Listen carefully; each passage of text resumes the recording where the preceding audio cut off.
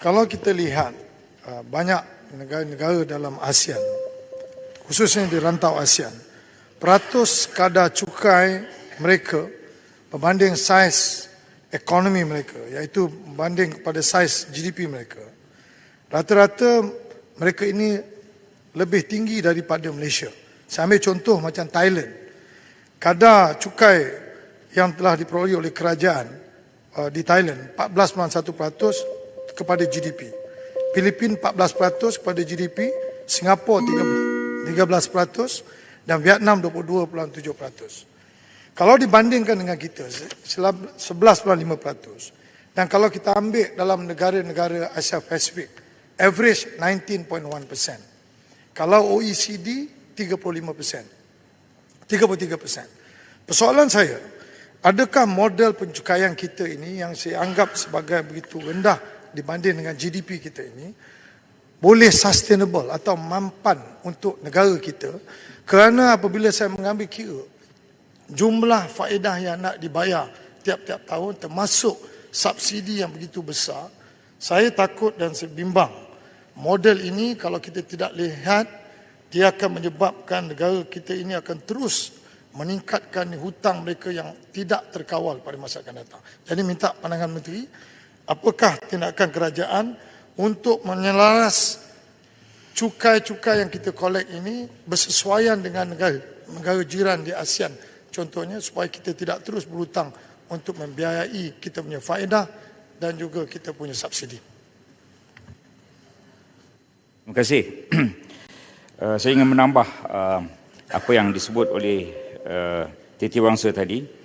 Amerika Syarikat hasil cukai daripada KDNK 25.5%, Jepun hasil cukai daripada KDNK 31.4%, UK hasil cukai daripada KDNK 32.8%, 38 negara OECD sebagaimana disebut, iaitu Organization for Economic Cooperation and Development.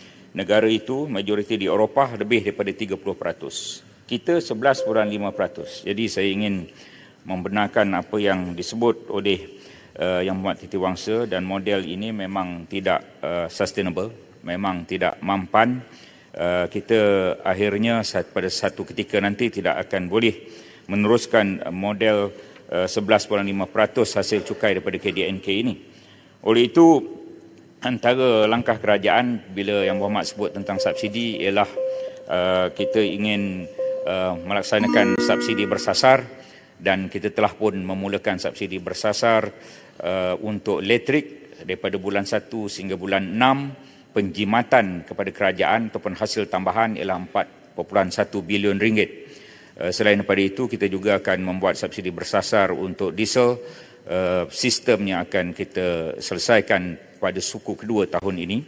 Perkara yang lain ialah kita ingin meluaskan asas hasil cukai, menambah baik menyemak semula struktur dan perundangan cukai, dan memberi insentif-insentif percukaian.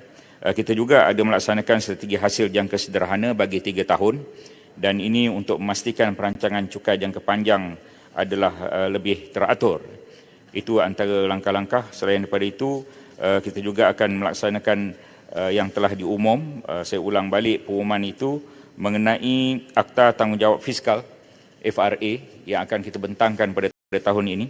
Antaranya di dalamnya antara lain, hutang kita mesti tak boleh lebih daripada 65% kepada KDNK. Khidmat hutang mesti kurang daripada 15% daripada hasil.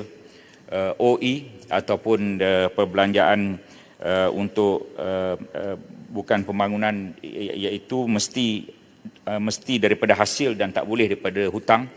DE sahaja yang boleh berhutang, dan hutang luar tak boleh lebih daripada 35 bilion ringgit.